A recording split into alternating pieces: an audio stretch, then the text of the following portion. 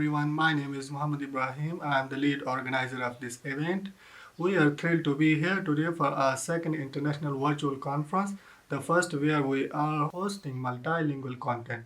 We have an exciting lineup of speakers for you today. I wanted to take a moment to discuss why ArchTalk is such a significant opportunity for professionals, beginners, and enthusiasts alike, and why it's focal point for our team at SCHG. At SCHG, we operate remote education projects ranging from free online courses to Weekend Talk to our newsletter. These services are daily used by many who are eager to learn about culture, heritage, and archaeology. Our approach to knowledge production mirrors our overall philosophy at SCHG. We identify needs and monitor how people respond to our content.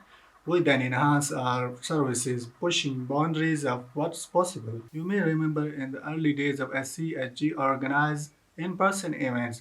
However, due to COVID, we transitioned to online tools and social media.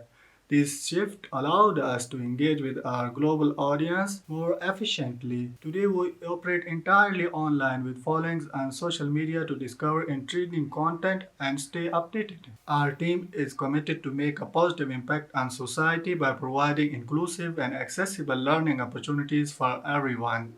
We believe in equal access to learning opportunities, and we're dedicated to connecting cultural heritage enthusiasts with the networks and resources they need to develop meaningful skills. To promote environmental sustainability, we are actively working to reduce our carbon footprints and encourage sustainable practices within our team and the communities we serve. Today, I'm excited to announce some new updates that I believe will be game changing for our professional community and extremely useful for enthusiasts. The first is something we call Weekend Talk Season 2. This platform allows professionals to share their experiences with global community in an engaging way. We are working on bringing more engaging content through short videos and enthusiastic publications in the form of our digital newsletter. As you know, we have allowed multilingual content in our ArchTalk and free online courses. Today, I'm thrilled to announce that we are extending this feature to Weekend Talk with multilingual content.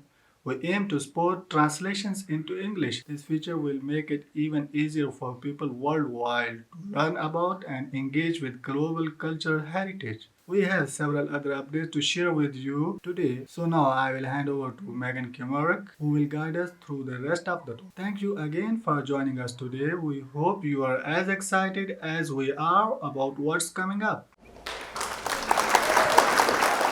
Hello everyone. Welcome to Save Cultural Heritage Group's second annual Open Access International Virtual Conference, ArchTalk.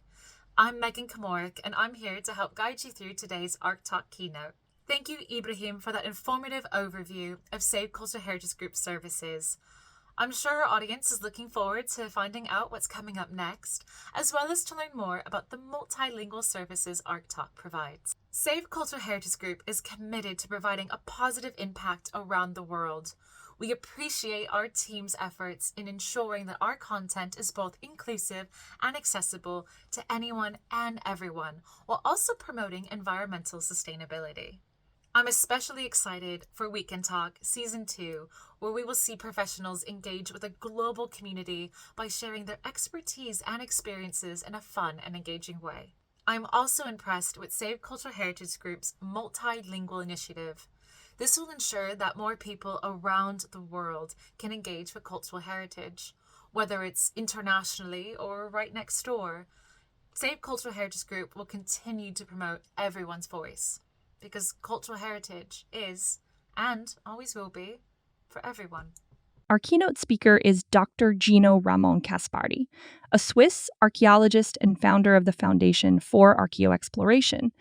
He will discuss the impact of digitization and social media on archaeology and cultural heritage, focusing on accessibility, opportunities, challenges, and advice for the next generation. Following the keynote, we invite you to dive deeper during our thematic sessions, featuring speaker talks and open discussions. So what are we waiting for? Sign up on Zoom to receive meeting details from links available online. Let's kick things off with Maria, director of the support team. She will share her thoughts on the ArchTalk virtual conference. Please join me in welcoming Maria. Thank you very much, Megan Caspari, for this wonderful start. The Save Cultural Heritage Group launched a format of ArchTalk to bring help together individuals across the archaeology and cultural heritage fields in order to share expertise and research insights by creating a platform for presenting academic as well as practical experience. This opportunity for collaboration between early career researchers, academics, and museum heritage workers have been organized this year to create a space in which they can explore the many avenues and themes shared across this field. The 3 themes were chosen to evolve our understanding and explorations of the manifold fields of cultural heritage and its pedagogies, including fieldwork, practice, museology, and heritage intangible heritage analysis. These themes are explored through ideas centered around ancient paths and modern tracks, climate change and cultural heritage, and accessible communication in archaeology. We are hoping to gain academic insights and develop new pedagogical practices in order to foster further empathic and progressive praxis within the field. Thank you for contributing, and we'll make sure to have a wonderful experience with all our brilliant speakers. We wish you a pleasant and fruitful ArchTalk. That was enlightening. A big thank you to Maria for her inspiring welcome. I loved how Maria described ArchTalk as a platform for shared knowledge and collaboration among early career researchers, professional researchers, and institutions working in archaeology and related fields. I'm eager to hear the insightful talks from our speakers on curated themes. Our next section will delve into our diverse open source knowledge projects. We'll discuss the free online courses project, and you'll hear from our mentors in various languages about it. This is a fascinating section, so let's hear from Theresa Ziskin, director of the academic team, about what our academic team has been up to. Please join me in welcoming Theresa Ziskin. Hello everyone, my name is Theresa. I am the director of the academic team of the Save Cultural Heritage Group. Since 2020, we've been working virtually on the free online course project. It offers 6-week courses that are created for beginners and are completely self-paced. We have a diverse range of mentors from the fields of archaeology, anthropology, or media studies, amongst other subjects related to cultural heritage. This year, in 2023, we have so far also explored new exciting topics, such as Korea beyond the media, the Achaemenids, and archaeological illustration. The course materials are made accessible online from anywhere in the world. It is the main objective of our courses to provide a platform for exchange for all those pursuing a career in the manifold fields of cultural heritage. We are also happy to welcome anyone with an interest in the offered topics. In addition, mentors as well as those students who complete the mandatory quizzes will be awarded a certificate. We have offered over 30 courses with over 200 lectures available on our YouTube channel, had almost 4,000 enrollments, and awarded over 200 certificates. If you are interested in teaching a course with us, do reach out to us and send us your course proposal. If you want to join as a student, have a look at our website and enroll in any of the current or future courses. Our academic team is also involved in various other events, such as International Museum Day or Museum Week. For Museum Week 2023, we have created a fascinating string of posts aligning with the proposed hashtags. Feel free to visit our social media to check them out. The course topics, events, and teasers of our various formats can also be found in our monthly newsletter, to which our academic team also contributes. Go to our LinkedIn and sign up there so that you won't miss any information about upcoming events. This year, we are again involved in ArchTalk Season 2, our annual virtual conference bringing together professionals to share their insights in academia, social media, as well as modern media, such as video games. We are excited to see you there. Hi guys, my name is Humphrey. I'm one of the instructors with Save Cultural Heritage Group. So I would like to share a bit of my experience with taking a course with this group One of the things which I like the most is with the student participation, there was always that kind of constant feedback from the students, which is something which I always look towards. So with this, you can also join, and there are very numerous new courses which are starting now. So you can join and learn about our heritage from the different parts of the world. Thank you.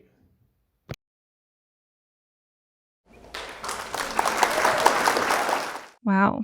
Thank you so much, Teresa. That was truly enlightening. I enjoyed learning about how our free online mentors are leveraging digital media tools to connect with students worldwide. Teresa's emphasis on the importance of open source platforms resonates with us all, as that's why we're all here today. At Save Cultural Heritage Group, we understand that we can't do everything alone, and we're thrilled to build with you. This next section will delve into our innovative approaches to projects. We'll discuss the ongoing projects of the media team at Save Cultural Heritage Group, the progress made, and how you can benefit from it. There's some exciting information coming up in this next section, so get ready to hear from Lubna about what's next for the media team. Please join me in welcoming Lubna, our Director of Media Team. She will share how we're creating our digital products to harness the potential of digital media and foster the production of open source knowledge. Hello everyone, this is Lubna. I'm working as Media Director with SCHG. Welcome to all of you to ArchTalk Season 2. Now let's begin with the introduction of media team. Beside me, we have Megan, who is archaeologist and Egyptologist. She has hosted Season 1 of We Can Talk. Then comes Fadi, who is the president of SCHG and who has been helping media team with the production matter of the We Can Talk. Moreover, we had Jani, who is PhD from Oxford University. She had worked with our team for a year as a director. Now she is working as a reviewer. Also, I would like to mention Ines and Monique. They work for the media team and they're among the founding member of this team.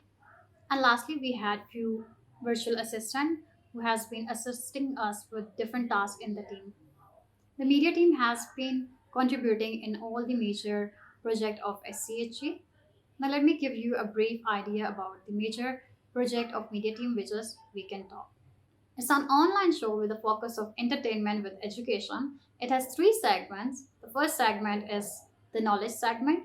This segment talk about the information, interest, and achievement of the guest. The second segment is entertainment segment, in which we play fun games with our guests. And the third segment is about shout out to the show. The show is being posted twice a month. We had guests from various fields like anthropology, archaeology, cultural heritage, sociology, and many other social sciences.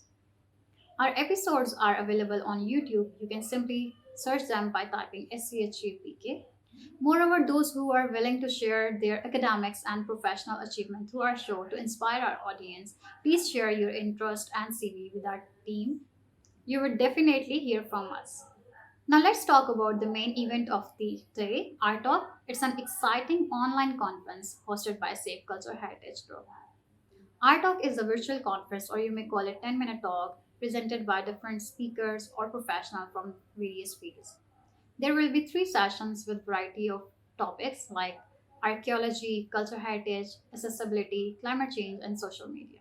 Interestingly, the participant in this event will not be the passive listener, but they will have the opportunity to interact with the speakers as well as like-minded individuals. All the sessions will be available on YouTube for those who won't be able to attend it in person. Thank you so much for having me. Signing off, Lubnavas. Thank you so much, Libna. Your contributions to the SCHG family have been truly remarkable. With all the overviews we've shared, we hope you found something that sparks your interest. After the keynote, ArchTalk will continue into thematic sessions where you'll have the opportunity to delve deeper into some of these announcements. We have dedicated sessions on various themes for this year's ArchTalk, Ancient Paths to Modern Tracks. This theme explores the intersection of ancient traditions and modern innovations in cultural heritage preservation, climate change, cultural heritage.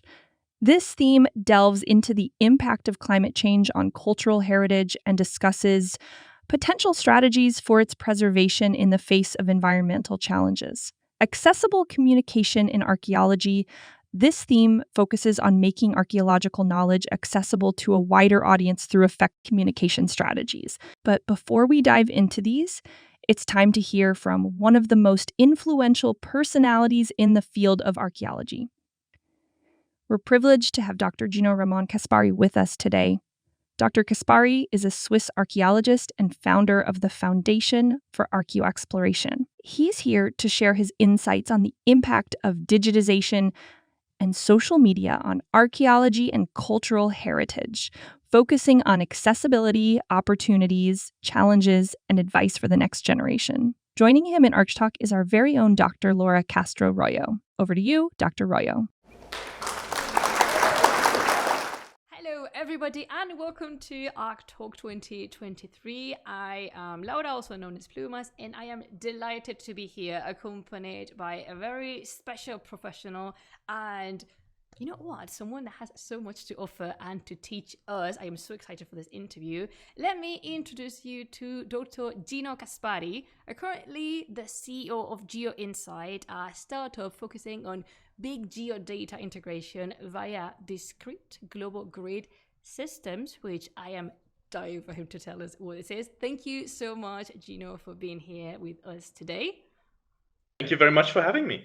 It's a pleasure. And if you could please introduce a bit yourself, but also just tell us, how did you get acquainted with the field? What was your interest when starting it, and just how your work developed from the start? So I'm really originally an archaeologist by trade, and I did my PhD on a topic of remote sensing and landscape archaeology, so human environmental interaction in the past in northwestern China, these arid regions towards the Taklamakan Desert and up into the Altai Mountains.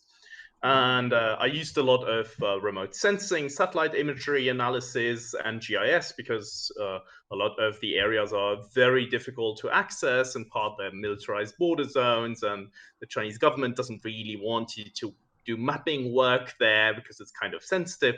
And so those were kind of the natural methodologies to extract some kind of information out of these areas. In the end, I still got to visit places and conduct surveys and small-scale excavations. But I then moved on to Russia, where in 2017, together with Russian colleagues, we found a huge Iron Age royal tomb that we then started excavating. wow. And did so for several field seasons. Where we found human sacrifices and lots of sacrificed horses. And overall, by now, I think we have over 100 skeletons and lots of interesting things that tell us really something about this transition from the late Bronze Age to the early Iron Age, when, as it's traditionally regarded, nomadism became widespread in the steppes. And that's really something where a lot of hard blood went into, but unfortunately then during COVID and later on the Ukraine war, international cooperation with Russia became very difficult. And I have since pivoted to a project in Azerbaijan. I've led a survey in Arctic Norway, and I have also founded a company on the side focusing on geospatial data science.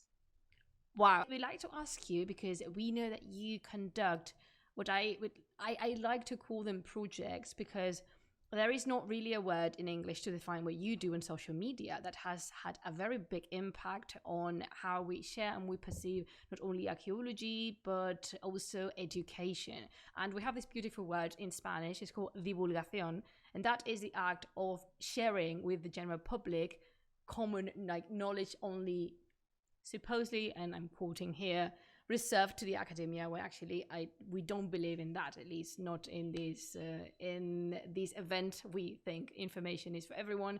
So how has your work been affected by the use of social media? What do you think about it as an educational tool, and how you find interacting with people online regarding, for example, just archaeology and the sharing of these science? The project of divulgación has started That is effectively. perfect. Good job. Has started effectively in Siberia, and we're sitting around the campfire one evening, and people are like, "Look, guys, we think we have pretty amazing lives, even though they're not easy, but they're interesting at least." And that's already very different from your average guy in an office. I think that people would be really delighted to hear about our daily work here out on the steppe. And I was always convinced that social media was more sort of a waste of time. But I let my friends kind of convince me to try this and frame it as an experiment of Okay. It was for science science. It communication. was for science. Right. And so that's how I started, first talking about my own research and then slowly branching out into other areas of archaeology, kind of delivering knowledge in an attempt to leave the ivory tower a little bit and to break it down from the scientific language to something that is more broadly understandable. Because what has always struck me as kind of weird is this imbalance between archaeology that is always short in funding and is struggling, and departments are being closed and projects are being cut short, and on the other side, immense public interest that is mostly being fed by so-called pseudo archaeology. And I mean, I just mentioned Tomb Raider and Uncharted. Yes, that's how poorly educated we are. right. And I mean, those are kind of like on the romantic side of things where everyone understands this Yeah. is fiction, right? But then there's a lot of stuff You'd be out there that is surprised, though. disinformation, misinformation on purpose, right? Hmm. And so I think there just wasn't quite enough out there to feed this demand from the public. And clearly, other people stepped in and saw that as a niche, and at least in financial terms, Hmm. made a killing. And I think this is something that archaeology still has a lot of room to grow in terms of science communication. Hmm. And we have it comparatively easy because we're a visually rich subject. We have adventure stories to tell. I mean, you can talk to anyone, archaeologist who actually works in the field. Hmm. Chances are that they do it in part because they come in contact with uh, different cultures, different languages, and you're always being kind of integrated in a place when you work in the field, because there's frankly no other way to effectively conduct research outside of your own place of origin if you're not really intertwined with local researchers and local culture. What is your experience through the use of social media and the sharing all of your stories and what you do in your work? What do you think what more than what how do you think this cultural and heritage world has adapted to the new online world, and what are we've talked about the advantages, of course, but what do you think would be the disadvantages of using these online tools, and do you think it is fully adapted, or that we've come a long way, we're good, or like there's still some work to do from your perspective? I think there's still a lot left to be done. I started this, call it an experiment, in 2018, and since then, I'm really glad to see how many other young people have come online, share their experience also about studying archaeology, about trying to get into academia or finding alternative ways to make a living off of archaeology or other humanities-based subjects. And I think it's really a type of information that there was an absolute lack beforehand. Hmm. It was really difficult to even understand what can I do once I've studied archaeology and completed my degree, other than the classic I'll just become a professor. Yeah. And I think all these voices coming together, and also the diversity of voices telling different stories, really gives you a much better picture as an individual of what this could even lead to. Hmm. Of course, there is quite a divide between people who are, say, internet savvy and hang out on social media a lot, and people who kind of side eye this a little bit and Right. are a bit, like hands off media if it's not going through a media department, and all of this needs to be checked by your supervisor. So they're kind of these two poles, right? But I think the latter one really is one that in the long term tends to die out a little bit. That doesn't mean that everyone has to engage in science communication. Right. There are people who just don't like it and are much better at doing something else, and then that is fair. Uh, Nobody should be forced to do that.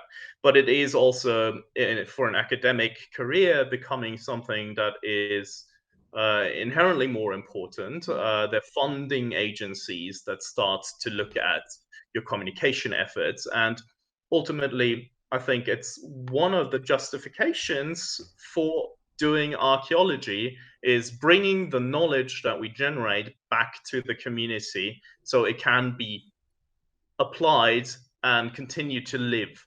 And I think that's also one of the joys when you see that your research is actually being used in some way by non-academics. Yeah, definitely. It's a professional work after all, even though you guys put your stories on your reels, because I follow your reels and I really like them. And you make them seem so easy and like an easy thing to perform. Actually, behind that, there's a formation, there's an education as a professional, and you know what you're doing when you are researching, excavating, you know what you're looking for, you know what the procedure is. So I think that would be like the downside of it, that sometimes not everyone has the tools to be prepared to do something. What do you think about that? That is true. There is this issue, although communicating is a learning curve essentially, and I mean, I wasn't good at it at the beginning, and I still have a lot to learn. But you make your experiences, and along the way, you find ways how to effectively communicate to your particular audience.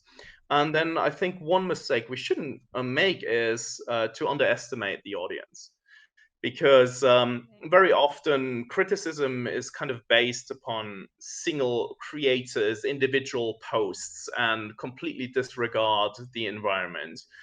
And what I've experienced also, quantified to an extent through surveys among my audience, is that people actually take these posts as a kind of initial thought, and then they go on and read about a topic. And maybe if they first read a Wikipedia article or some newspaper article that they find through Google, but many actually go on and then actually search for academic articles and read academic articles, people who are absolutely not really inclined otherwise in an academic fashion. And I find that fascinating. So people really take this as kind of a nucleus to then branch out and start learning about topics that they're interested in, where you kind of gave them this initial incentive. And I think this is a very powerful tool. It's not necessarily just in the individual posts, but it's what people do with it afterwards. Oh, that is beautiful, isn't it? So I'd like to ask you about what advices or tips would you give to younger people, to younger generation that want to join the heritage or archaeology fields? How can maybe social media, how can it be used successfully in order to communicate the importance of archaeology? Or based on your own experience, what tips would you give to the, let's say, younger generations that are coming, and they're coming in strong, let me tell you, that it's incredible what's coming after us. So what would be your tips and bits of information for them? Yeah, so in terms of communication, I think it's very important to actually pick a format that you enjoy, that you're comfortable with. I mean, you have your entire range of audiences on pretty much every major platform, so they'll find you ultimately. But what is important is that the advantages of science communication only really show in the long term. So if you overdo, and it is a lot of work, don't underestimate that.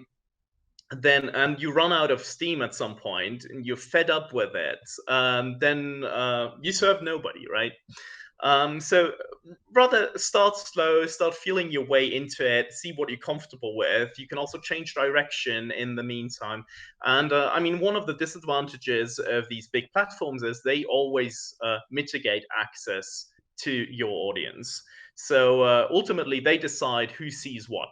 And that can be very frustrating at times when you put hours into a post and you're really passionate about, and then you get a keyword wrong, or it's just slightly outside the range of usual topics that you feed your audience, and they just don't show it to anyone. And this can be super annoying and kind of lead to this urge. Yeah, lead to this urge of really just playing into that. Ideally, just don't do that, because if you keep on running after it, you'll just become ever more frustrated. And I've had like some of my best posts were something that I never expected to really go anywhere. Start with a comfortable format, be consistent, and then just also enjoy learning while you're doing it. Oh, that was gorgeous. That was such a fantastic interview. Thank you so much again, Gino. Anything you would like to add? Maybe something I've missed or something you'd like to contribute with for the last bit of this interview? Yeah, I just wanted to say Safe Cultural Heritage Group has this wonderful ArchTalk with really relevant and important topics, from the connection between archaeology, cultural heritage, and gaming, to science communication, to the impact that climate change has on cultural heritage. So stay tuned and listen to the rest of the presentations. Exactly. Thank you so much again. We are looking forward to, keeping talking and enjoying these 3 panels. And this has been Dr. Gino Caspari. And we will leave on the chat all the socials and all the links where you can follow Gino's projects. And just thank you so much again. And let us all enjoy about ArchTalk. And thank you so much, Gino. Thank you very much. Thank you so much, Dr. Royo and Dr. Caspari. That was an enlightening discussion. I hope you all found it as insightful as I did, and I hope you've also gained a lot from our keynote session today. But there's more to come. In a moment, the thematic sessions will open up and we'll delve into various themes. 1. Ancient Paths, Modern Tracks, exploring the intersection of ancient traditions and modern innovations in cultural heritage preservation. 2. Climate Change, Cultural Heritage, discussing the impact of climate change on cultural heritage and potential strategies for its preservation in the face of environmental challenges. 3. Accessible Communication in Archaeology, focusing on making archaeological knowledge accessible to a wider audience through effective communication strategies. Our speakers will share their experiences and much more. All you need to do is go to the sign-up page to receive meeting details from the link available online.